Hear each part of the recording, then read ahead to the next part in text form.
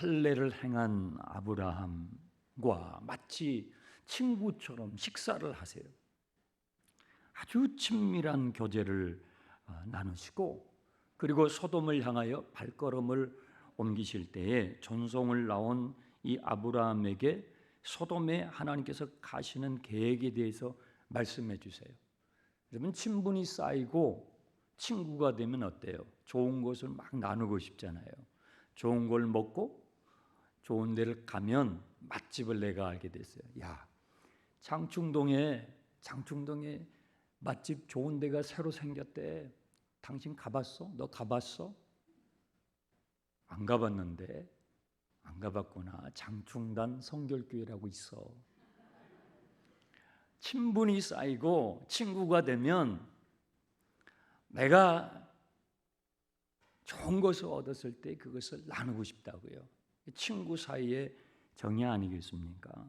하나님께서 이 아브라함에게 자신의 속마음을, 하나님의 계획을 나누고 싶은 거예요. 아름다운 장면이죠. 18절 19절을 보시면 하나님께서 이 아브라함을 택하신 것은, 이렇게 은총을 베풀어 주신 것은요, 뭐 아브라함이 대단하고 자격이 있어서가 아니고, 하나님께서 아무 자격 없는 이 아브라함을 택하신 것은 하나님의 도를 지켜 의와 공도를 행할 수 있는 존재가 되도록, 복의 근원이 되도록 하나님께서 선택하셨다고 말씀하는 거예요. 여러분, 저와 여러분은 하나님께 택함 받은 자인 걸 믿으시기 바랍니다. 주님께서 우리를 택해 주신 것은 저와 여러분이 무슨 자격이 있어서가 아니에요.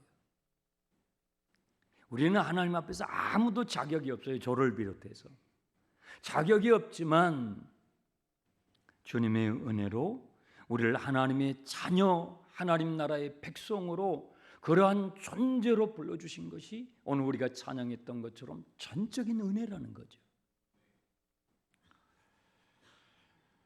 그래서 주께서는 이 아브라함에게 친밀함을 가지고 소돔과 고모라를 향해서 가시는 주님의 계획을 지금 나눠주고 싶은 것이죠. 20절, 여호와께서 이르시되 소돔과 고모라에 대한 부르짖음이 크고 그 죄악이 심히 무거우니 내가 이제 내려가서 그 모든 행한 것이 과연 나에게 들린 부르짖음과 같은지 그렇지 않은지 내가 보려고 한다. 확인하려고 살피러 내려간다.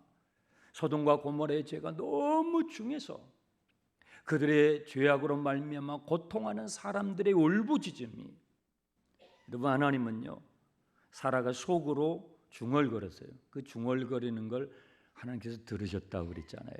주님은 우리의 속의 중얼거림도 들으시지만 우리가 이 세상을 살아갈 때에 우리의 죄악으로 말미암아 온 세상에 있는 그 고통하는 아우성 소리를 들으셔요. 듣고 계셔요. 그래서 내가 확인하러 내려가고 있는 중이다. 그런데 이 확인하기 위해서 내려가신다라는 이 표현, 이 히브리어 단어는 이미 창세기의 11장에서 바벨탑 사건에서 하나님께서 사용하셨던 단어예요.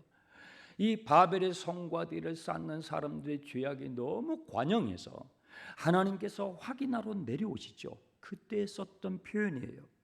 그래서 아브라함은 하나님의 이 말씀을 들을 때에 소돔과 고모라의 심판이 임박했음을 느낀 거예요.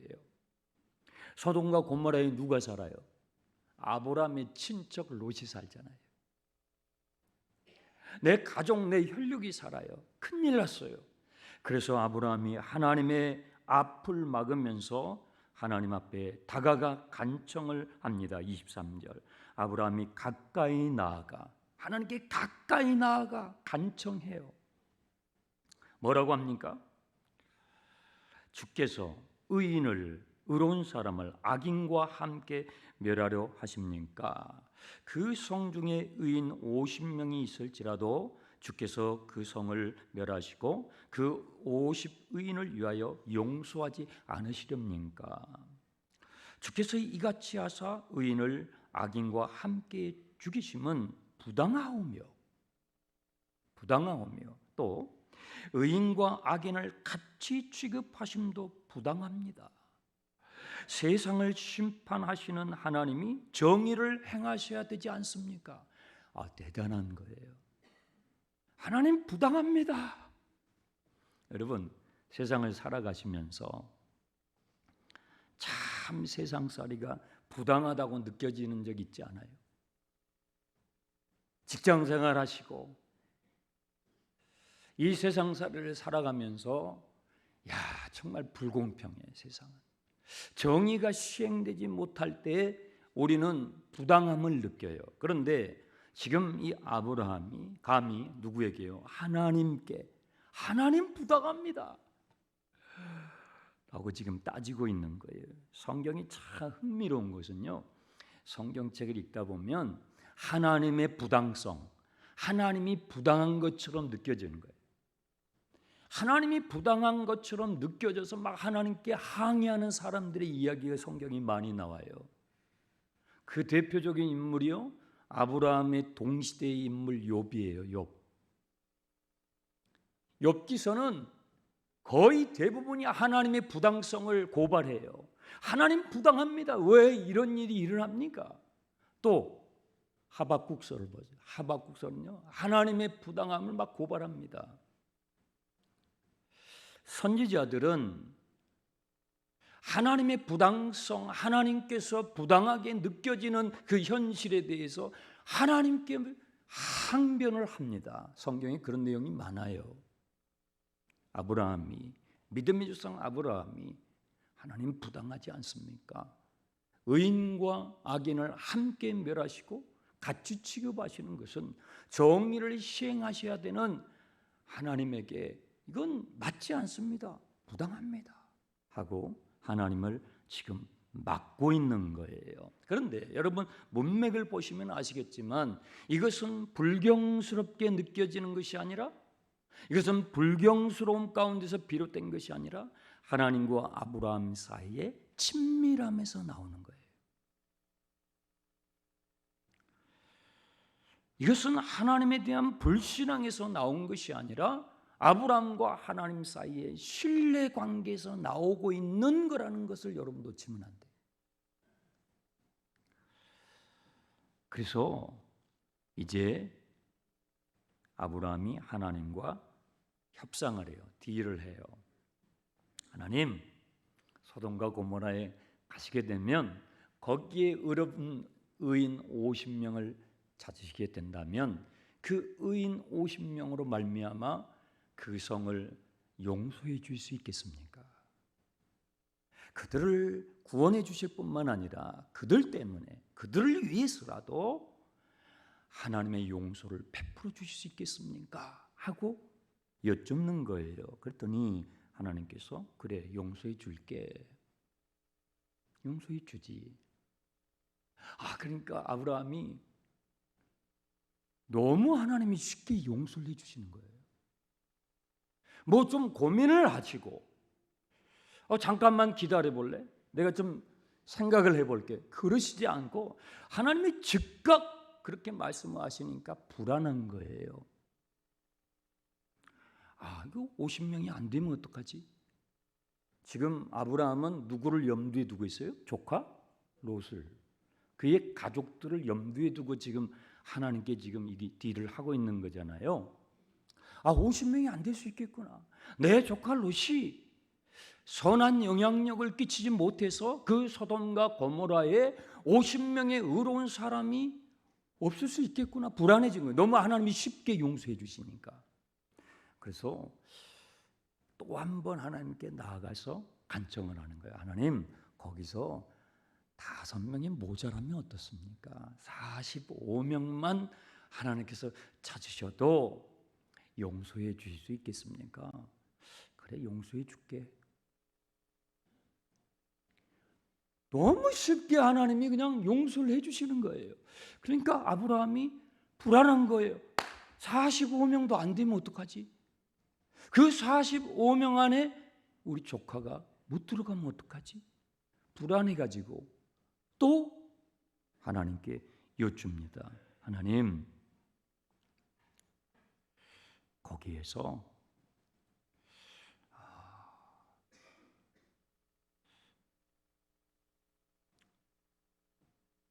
10명이 모자라면 어떻게 하겠습니까? 또 10명이 모자라면 어떻게 하겠습니까? 또 10명이 모자라면 어떻게 하겠습니까? 해서 마지막 몇 명까지 와요? 10사람까지 내려오는 거예요.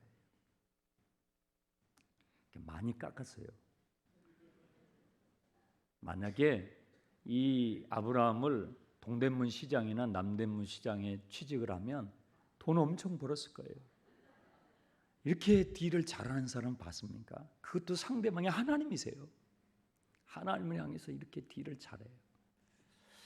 10명까지 내려오게 됐어요. 여러분이 잘 아시는 내용이에요. 하나님 연치불구하고 제가 마지막으로 여쭙습니다. 하나님께서 소돔과 고모라에 가셨는데 거기에 10명밖에 없으면, 의로운 사람 10명밖에 없으면 그래도 용서해 주시겠습니까? 그래, 용서할게. 그런데 이 아브라함의 대단한 이 대시, 이것도 참 대단한데 더 대단한 분이 누구예요? 하나님이세요. 하나님이세요. 하나님은 아브라함의 이 6번의 요청에 대해서 단 한 번도 주저하시거나 그게 없어요. 그냥 거침없이 용서를 선언하셔요. 사랑하는 성도 여러분, 하나님은 용서해 주시길 기뻐하신 분이에요. 70번씩 7번이라도 회개하고 돌이키면 우리의 죄악이 어떠하든지, 우리가 저지른 죄가 얼마나 잔인무도할지라도 세상 사람들은 용서 못해요. 여러분의 가족도 식구도 친구도 용서하지 못해요. 할지라도 여러분이 회개하고 하나님 앞에 돌이키면 70번씩 7번이라도 용서해 주실 수 있는 분이 우리 하나님이신 것을 믿으시기 바랍니다. 저는요, 이 말씀을 묵상하면서 무엇을 발견했냐면 설득되시는 하나님, 설득되시는 하나님. 설득된다는 것은 뭘까요? 대화가 가능한다는 거예요. 설득된다는 것은 소통이 가능하다는 거예요. 경청이 가능하다는 거예요. 이해가 가능하다는 거예요. 양보가 가능하다는 거예요. 나의 현실에 대하여, 내가 처해 있는 현실에 대하여 공감이 가능하신 분. 하나님은 나와 인격적인 교제가 가능하신 분이라는 걸 말씀하고 있는 거예요. 하나님은 그런 분이셔요. 하나님은 독재자, 독불장군이 아니라는 거예요. 여러분, 독재자는요, 설득이 불가능해요. 그래서 독재자가 되는 거예요. 근데 하나님은요, 독재자가 아니고요, 설득되실 수 있는 분이라는 것을 오늘 우리 발견할 수가 있는 거예요. 어떤 분이 저에게 이런 질문을 하신 적이 있는데 제가 아직도 기억을 해요. 그분이 이렇게 묻더라고요. 목사님, 장 목사님은 설득될 수 있는 사람입니까? 그게 몇 년 전에 누군가에게 받은 질문이에요. 목사님은 설득될 수 있는 사람입니까? 여러분, 우리는 대부분 우리가 공부를 하고 학위를 하고 우리의 어떤 전공 분야를 연마하는 이유가 뭐예요? 설득할 수 있는 사람이 되기 위해서. 우리는 설득할 수 있는 것이 리더십이라고 생각하죠. 그런데 그분이 저에게 질문을 하는데 목사님은 설득할 수 있는 사람입니까? 라고 묻지 않고 목사님은 설득될 수 있는 사람입니까? 라고 물었다는 거예요. 목회자는 주로 설득하는 사람으로 비춰져요. 대표적인 게 설교죠. 그죠? 제가 여러분을 설득하고 있는 것 같잖아요. 우리는 이 본문의 말씀 마지막 부분에서 질문이 생겨요. 어떤 질문이요? 왜 아브라함은 32절 10명에서 끝냈는가? 10명에서 끝냈는가? 이왕 깎은 김에 5명, 1명까지, 아니 완전히 0명까지 하나님이 그렇게 자비로우시니까, 하나님 그렇게 마음이 넓으시니까 소돔과 고모라에 가셨는데 한 사람도, 그렇잖아요, 조카 롯이 하나님이 보시기에 아닐 수 있잖아요. 한 사람도 없다 할지라도 하나님의 자비하심으로 기회를 주실 수 없을까요? 그렇게 할 수 있잖아요. 그런데 아브라함은 그렇게 하지 않고 멈췄다는 거예요. 이 부분에서 우리가 묵상할 필요가 있지 않습니까? 왜 아브라함은 멈췄는가 하는 거죠. 하나님을 설득하고 있는 아브라함은요, 여러분 놓치면 안 되는 게, 하나님을 설득하고 있는 아브라함은 먼저 하나님께 설득된 아브라함이었다는 거예요. 지금 하나님을 설득하고 있어요, 아브라함이. 그런데 그는 먼저 하나님께 설득된 아브라함이었던 것을 발견하게 되는 거예요. 아브라함은요, 75세에 하나님의 부름을 받아요. 하나님의 택함을 받아서 부름을 받아요. 그러면서 지금 99세까지 왔어요. 그 긴 여정 동안에 점점 더 하나님이 어떤 분이신지를 알아가고 있어요. 하나님의 자비로우심과 하나님의 공의하심. 하나님은 자비로우시면서 동시에 하나님은 정의로우신 분이시라는 것을 그는 살아오면서 75세, 99세까지 되도록 바로 이 시점까지 하나님의 하나님 되심, 하나님이 어떤 분이신가를 알아가고 있는 중이죠. 그래서 아브라함은요, 이 경계선에서 멈췄던 것입니다.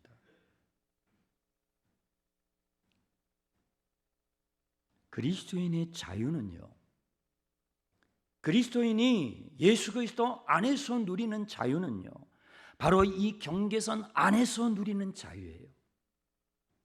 하나님의 자비하심과 하나님의 공의하심이라고 하는 이 경계선을 넘어가지 않는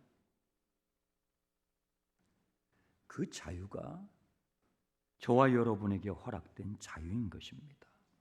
그리스도인의 성숙함, 그리스도인의 영성, 그리스도인의 실력, 그리스도인의 성숙함은 하나님의 자비하심과 하나님의 공의하심의 선을 넘지 않는 바로 그 경계선 안에서의 자유함인 거예요. 그래서 아브라함은요, 하나님의 자비하심 때문에 경거망동하지 않고, 그는 하나님의 공의하심 때문에 경직되지 않는, 다시요, 아브라함은 하나님의 자비하심 때문에 경거망동하지 않고 하나님의 공의하심 때문에 경직되지 않는 하나님의 사람이 되는 거예요. 오늘날 하나님의 자비하심에 도취되어서 경거망동하는 신자들이 많죠. 하나님의 공의하심만을 생각하며 너무 경직된, 그래서 외식과 형식에 사로잡히는, 아니에요. 그리스도인의 자유는 하나님의 자비하심과 하나님의 공의하심의 경계선 안에서 우리가 마음껏 누릴 수 있는 것입니다.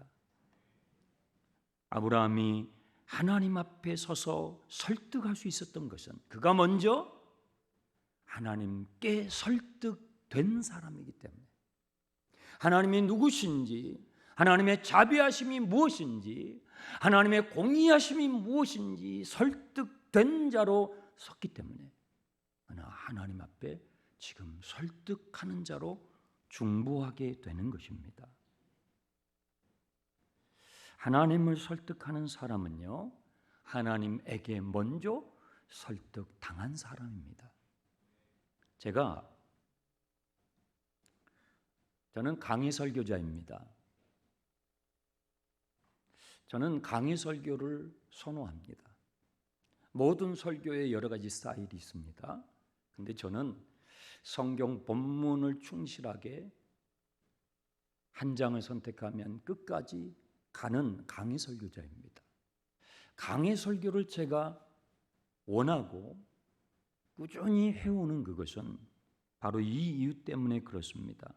제가 여러분을 설득하기 전에, 제가 주일마다 이 강단에서 여러분을 설득하기 전에 제가 먼저 하나님께 설득당해야 되는 한 인간이라고 생각.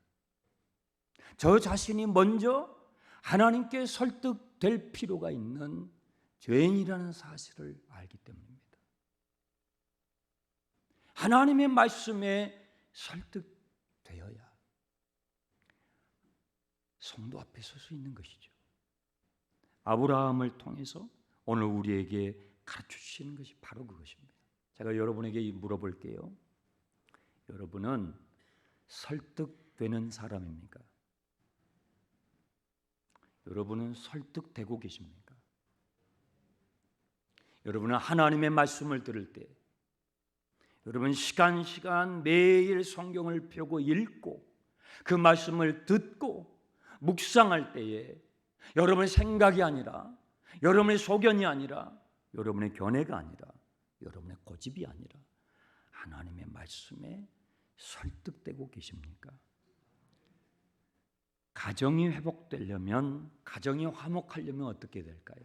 가정이 화목하려면 부모가 자녀에게, 자녀가 부모에게 설득될 수 있어야 돼요. 여러분, 자녀가 무조건 부모의 말이라고 설득만 당해야 될까요?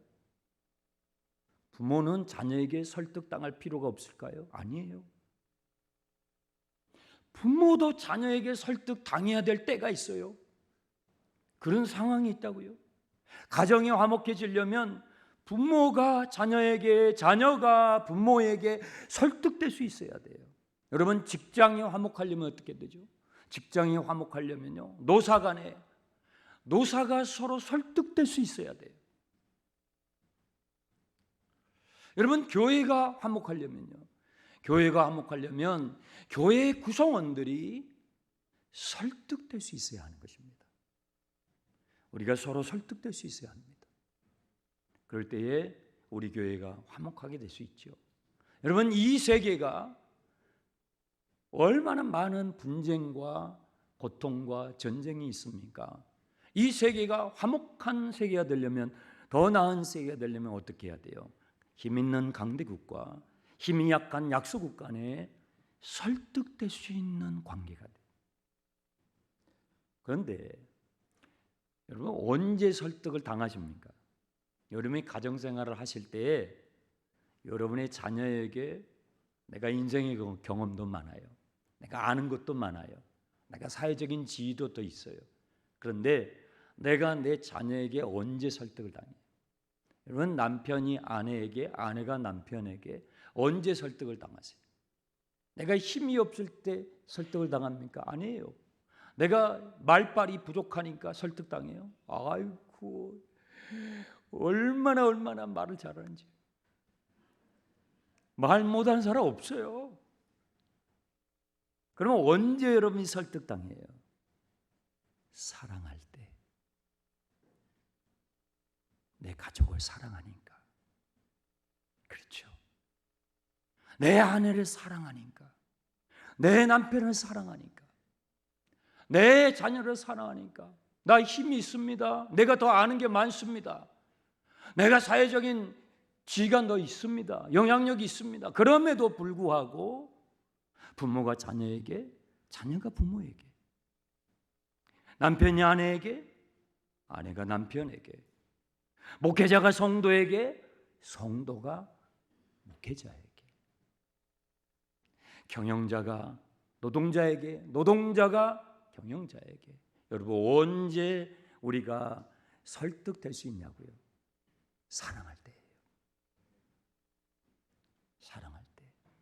그러므로 여러분, 그리스도인의 자유라는 것은 항상 십자가예요.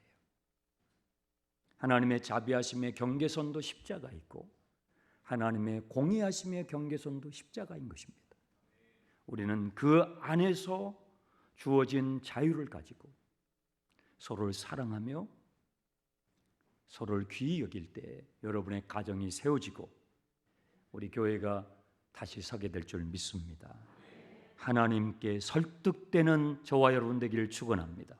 하나님의 말씀에 설득되시기를 축원합니다. 하나님의 꿈을 이루어드리는 우리 장충단 교회가 되기를 주님의 이름으로 축원합니다. 기도하겠습니다. 아버지 하나님,